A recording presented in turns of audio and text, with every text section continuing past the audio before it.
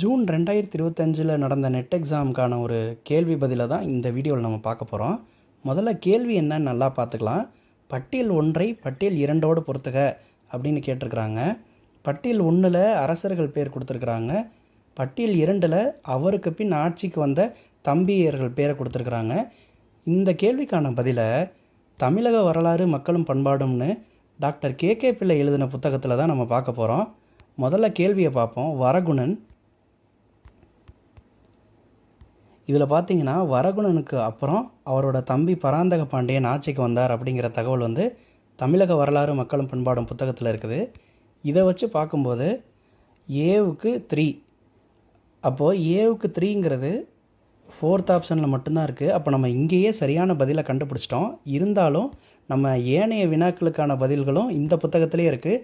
அதையும் தெரிஞ்சுக்கலாம் வாங்க. கிருஷ்ணதேவராயர், வேங்கடன், சுந்தரபாண்டியன் 3 மன்னர்களும் கொடுத்துருக்குறாங்க. இந்த மன்னர்களோட கதைகளை நம்ம பார்ப்போம். கிருஷ்ணதேவராயருக்கு அடுத்து அவரோட தம்பி அச்சுதராயன் வந்து பதவிக்கு வரான். அதே போல் வேங்கடவனுக்கு பிறகு அவருடைய தம்பி 3ஆம் ஸ்ரீரங்கனே பதவிக்கு வரான்.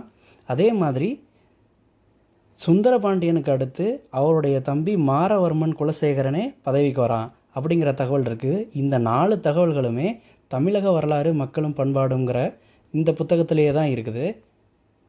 இது வந்து யூஜிசி நெட்டுக்கான சிலபஸில் பார்த்தீங்கன்னா தமிழக வரலாறு அலகு 8ல் தமிழக வரலாறுங்கிற டாப்பிக்கில் இந்த புத்தகத்தோட பேரே கொடுத்துருக்குறாங்க, தமிழக வரலாறு மக்களும் பண்பாடும்னு.